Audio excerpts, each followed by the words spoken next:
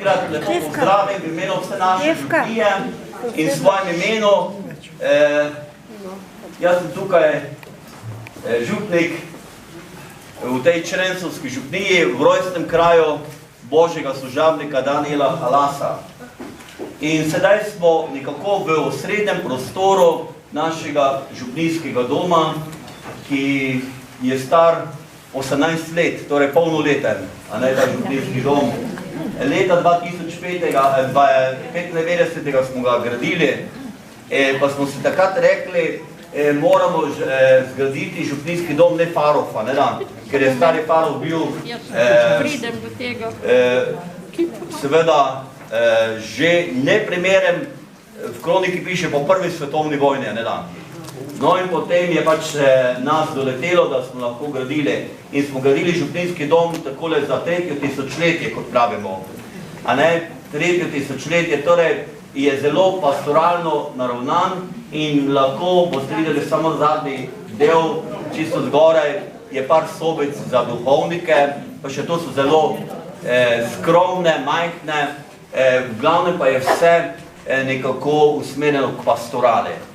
No in župnijski dom smo posvetili sveti družini, malo če stopite nazaj, da bomo malo to predstavili, tale mozaik. No in tam sveti družini, vemo, da na družini vse raste, pa vse tudi pade. Pa če kdo prizna ali ne prizna, ne da? In gotovo najlepši vzor za sleherno družino, pa za sleherno življenje je gotovo sveta družina. Zato smo dali tudi v središče tega mozaika, ki ga je izdelal akademski slikar Štefan Pavko. Morda ste pred kakšnimi 3 tedni pri obzorju duha gledali tudi njegovo delo oziroma njegovo predstavitev. Tu gre za prekmurskega rojaka, ki pa je ves čas v Ljubljani in tam ustvarja. Torej sveta družina nekako je prikazana v poslanstvu, vzgoje. In vidimo, tukaj je 12-letni Jezus poln življenja. In jaz vedno pravim našim otrokom pa mladim, da morajo biti polni življenja, če hočejo res uresničiti svoje življenje. In župnijski dom, mi se veliko posvečamo, predvsem vzgoji tudi otrok, mladine. No, potem ta povezanost, tako z materjo, kakor z očetom, da vidimo z Marijo in z Jožefom, kako je pomembno, da sami veste, kako bi radi družino uničili, brez matere ali pa brez očeta. To je ena taka vsebina in gledajte, in ob sveti družini smo dali vinsko trto, ne zaradi tega, ker Prekmurci pa Štajerci radi pijemo, vinček, ne zato, pa Slovenci, da ne bom vasi se pustil, ampak zato, ker je Jezus rekel, jaz sem trta, vi mladike. In v resnici v tem je povezanost tako stare, kako nove zaveze. Če hočemo v resnici obroditi bogate sadove, potem moramo ostati na Kristusu, na Bogu. No, potem ta desen del mozaika je posvečen Prekmurju in preprostim prekmurskim očetom in materam. Veste, jaz sem Štajerec, torej slovenski Goric, res pod vinsko trto rojena, ampak sem že v Prekmurju od 92. leta. In večino sem tukaj v Črensovci, župnik, pa kaplan bil prej še, 2 leti pa sem v stolnici bil v Murski Sobote. Pa so se škofi menjali, pa sem tudi jaz prišel nazaj, Vse veste, vsak je rad je doma, To je takole, malo če stopite nazaj, samo tu bi rad predstavil ta del. Jaz nekaj stvari lahko v Prekmurcih rečem. Tukaj je pater Boštjan, zdaj, če da si uhe zavezal ali zatisnil, ali da jih odprl, ni važno, Jaz iskreno povem, torej tukaj vidimo te ravne linije, lahko malo počakate, vsi boste dobili tole. Glejte, to so ravne linije, to je ta ravenski predel, katerega ste danes že nekako obiskali. No in potem se prelije v gorički predel, to so te silhuete zgore. No in tukaj so Preprosti prekmurski očetje in matera, ne, smo spomenik postavili, ponavadi samim doktorem postavljamo, pa ne vem kakšnim politikom, preprostim materam, očetom pa ne, a ne. In tukaj so 3 značilnosti prekmurskega človeka, za kar sem 1000-krat prepričana, ne da. In sicer vera prekmurskega človeka, vidite, vsi so več ali manj usmerjeni k sveti družini. Ta bi rad pobegnil, pa ga le žena drži zraven, vete. To je dobra stvar, ne da? No, druga značilnost, preprostost. Prekmurski človek je vnus srca zelo preprost človek, ne? In to so te rute, to so ti preprastniki in tako naprej. Torej preprostost, ne da? Seveda, to tako so bili oblečeni pred 70-80 leti, vendarle značilnost, ne?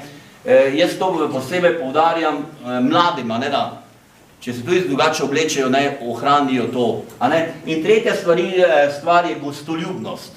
Vidite, te tukaj pravijo košare, ne da, te posode, ne, prekmurski človek je poln srca, poln dobrote, ne da, in bo tisto dal, kar nima, ne samo tisto, kar ima, ne.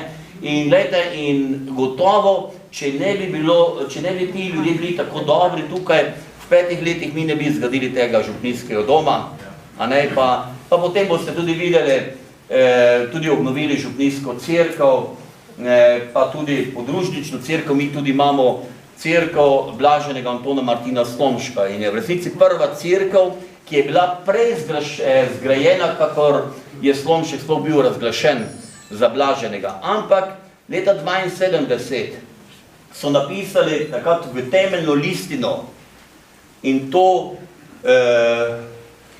zato, ko bo Slomšek razglašen za blaženega in s tem sveti, bo cerkev dobila v cerkvi svetega Antona Padovanskega, do takrat pa je glavni zavetnik Anton Padovan svojega glavnega zavetnika. Poglejte, kakšna vera je bila že takrat, ne da? In zaupanje, da bo cerkev razglasila Slomška za blaženega. In to smo doživeli in hvala Bogu in drugo leto bomo obhajali 20-letnico od tega. No, gledajte, tukaj na levi z vaši strani tega mozaika pa bi lahko rekli na povzetek zgodovine Prekmurja. Jaz bom čisto v kratki stihojeti povedal. Predvsem bi me rad poudaril 20. stoletje. Vidite, da so to sami fajmoštri, sami duhovniki. V resnici, v zgodovini našega prekmurskega ljudstva so glavno vlogo odigrali duhovniki. Veste, tu je gotovo. In mi vemo, kako je potekala mačarizacija v 19-20. stoletju. In vemo, da so tudi naši sobratje, bi lahko rekel kristijani, z Madžari vlekli evangeličani, medtem ko pa katoliški duhovniki pa so si prizadevali za ohranitev slovenstva in predvsem tega, da se povežemo z matično domovino. In gledajte, in to najvišje je dr. Franc Ivanovci. To, kar je Slomšek naredil za nas Štajerce, severno mejo, seveda z generalom Majstrom pozneje, ampak recimo Slomšek je začrtal, to je gotovo Ivanovci naredil za Prekmurje. Idejno. In povezoval, je imel okrog sebe tako imenovani Ivanovci okrog, med katerimi je bil tudi Jožef Klekl starejši.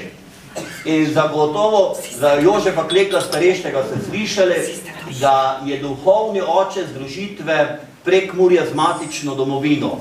On je bil pol stoletja tukaj v Črensovcih, najprej kaplan, potem pa se je bolan vrnil sem in tukaj je razširil eno neverjetno duhovno središče in lahko rekel središče tudi Prekmurja takratnega, slovenske okrogline, predvsem v tem duhovnem pomenu, izdajajo Marijin list, Marijin ograček, kalendar srca Jezusova in potem, to je od leta 1905. naprej in potem od 13. naprej tudi novine, vse do druge svetovne vojne.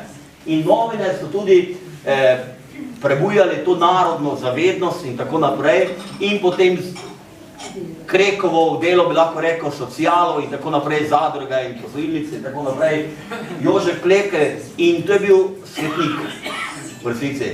svetu živel tako spokorno in upamo, da bomo tudi drugo leto, ko bo 100-letnica združitve Prekmurja, da bo tudi postal kandidat torej za Božjega služabnika. Ker je tudi duhovni oče, tako Danielu Halasu, tudi pridigal je pred njemu na nove maše, pa potem drugim ljudem. In seveda on je tudi odločilno vzgajal to prekmursko ljudstvo k narodni zavednosti in skupaj z drugimi duhovniki, pa tudi Slavičem, ki se je potem pogajal v Parizu, da je Prekmurje bilo leta 19. leta vključeno k takratni Jugoslaviji in z tej Slovenije. To je Jožef Klekl, torej je bil v Črenšovci pol stoletja. No in on velja za duhovnega očeta, tako smo rekli, to je Božji služabnik Daniel Halas, o njem mogoče kar v cerkvi več, pa tako se že molili, pa ga poznate. Drugi Božji služabnik je tukaj monsignor Lojze Kozar. On je deloval v Odrancih. Zakaj smo ga mi noter dali takrat, če nismo vedeli, da bo Božji služabnik? Za Halasa smo že vedeli, predvsem zaradi njegove pisane besede, ker je čudovito znal kot katehet orisati prekmursko dušo, prekmurskega, preprostega, vernega človeka. Namreč so bili pisatelji, ki jih vi tudi dobro poznate, od Miška Krajnca pa tako naprej, ki so se norčevali iz preprostega prekmurskega človeka, iz njegove vere in vsega tega. Berite knjige, poznate in tako naprej. Medtem ko pa je Lojze Kozar to znal čudovito napisati in sedaj je tudi Božji služabnik posebej teče. Potem je tu tam doktor France Cigan. Gotovo ste že slišali za Koroška poje. No, in gledajte, Salezijanci so, on je bil Salezijanec, rojen tukaj iz naše župnije, izhaja. No, in on in njegovi sobratje, jaz sem to raziskoval, so tako bodrili naše Slovence, da se v Vetrini na Koroškem noben Slovenec ni obesil, pa ni obupal. Prav po zaslugi vzgoje Salezijancev. In med tem je bil velik vzgojitelj dr. France Cigan. Medtem med Hrvati, ki niso imeli duhovnikov takšni tam, pa so mnogi naredili samomore. To je zanimivo in podatek. Druga stvar, pa seveda po njem se Koroška poje. Zakaj? Zaradi tega, ker je napisal čez 1550 glasbenih del. Ali je priredil ljudske veze, celo je napisal kantato ustoličenja karatanskega kneza. Poznate tisti, ki ste glasbeniki. No pa še enega smo tukaj zgoraj, ga imamo, tukaj pa tudi naš rojak doktor Ivan Zelko, ki velja za največjega prekmurskega zgodovinarja, duhovnik tudi na teološki fakulteti bi predaval. Torej, nekaj takšnih pomembnih mož za Prekmurje, seveda z fokusom na našo Črensovsko župnijo. Jaz vedno govorim Črensovska župnija, čeprav piše se bo zdaj Š. Zakaj? Zato, ker je kraj vse tam nekje do 70. leta, od 15. stoletja naprej, vedno se pisal Črensovci. Namreč dobil je ime kraj po Črense. To je eno drevo, ki prvo brsti spomladi, Črensa. In jo delamo mi noter v presmec butaro. Vi imate drugačne butare, tam Ljubljane, mi imamo zelene butare, imamo noter tisto zeleno. In tam, ki se videli Halasov pot in tam je ogromno Črense, bi samo lahko gledali. Jelša je pa Črensa. In o tistem, in mi se seveda trudimo, da bi to nazaj spremenili.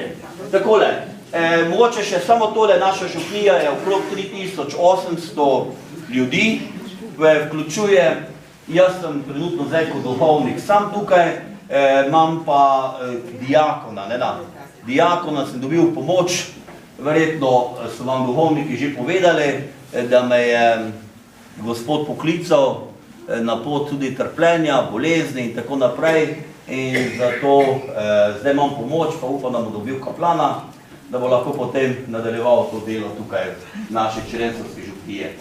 Župnija sestavlja 6 vasi, 3 Bistrice, 3 Bistrice, Doljna, Srednja, Gornja, potem Črensovci, Žižki pa Trnija. In mejimo z Beltensko župnijo. celo tam, kjer je pater Boštjan doma, celo 3 bistrice so nastale, so prišle iz Beltenske župnije v ta objekt. Drugače pa smo mi spadali prej pod Turniško župnijo, to je prafara. Takole, to ne bo dovolj.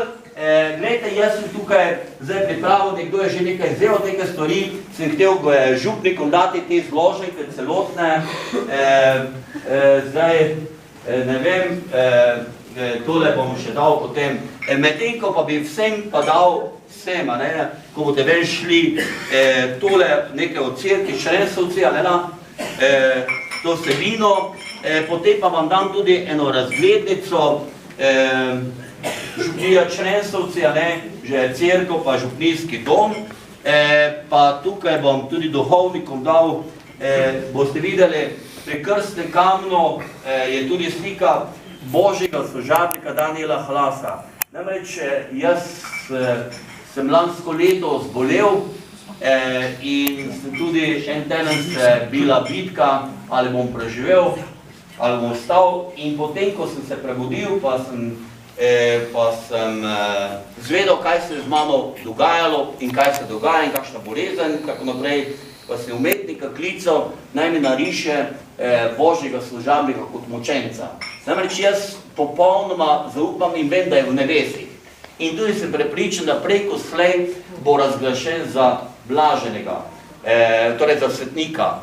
In zdaj so bili pa naše škofje Adlimina v Rimu in je amator rekel, da ob tem, ko vem, da bi vi radi Ljubljančani imeli volka čim prej na oltarju, pa še kakšnega drugega, ampak da ima prvo mesto nekje najbolj zrelo prav Božji služabnik Daniel Hlas.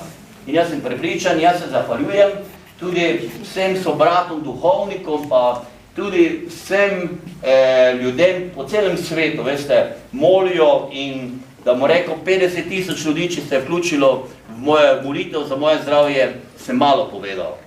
In sem res hvaležen vsem in duhovnikom, patrom in tako naprej, da molijo, tako da bi se rad zahvalil najprej Mirojo, ki je tako srce bolnikov, Bog platiti res za vse. Res, tako. Takole. Ja, tako. Bom ja Boštjanu to dal, pa si tam dal potem. To pa zdaj, gledajte, bomo šli v cerkev, ker je evharistični post, pa veste, da moramo biti malo postiti, zato si ja malo več razložil tukaj, še bomo v cerkev, malo v cerkev, potem pa bo Maša sedila. Danes ste na romanju, danes si vzemite čas, pa morda, jaz vem, da imate tudi križe, pa težave vsi jih imamo, in zdaj bomo vstopili v cerkev povišanja svetega križa, v naši cerkvi imamo tudi neke relikvi, pa potem veliko svetih podob, in sicer relikve Janeza Pavla II. Potem matere Terezije imamo, svetega Janeza Boska, letos še dobimo drinske oziroma fatimske pastirčke, tako da malo se nekje ustavite, pa kakšno prošlost izrečete, pa tudi ne pozabite poklekniti dol. To pomeni na obe kolene, pa tudi če je težko vam je, pa prosite milosti, da bi lahko križe nosili.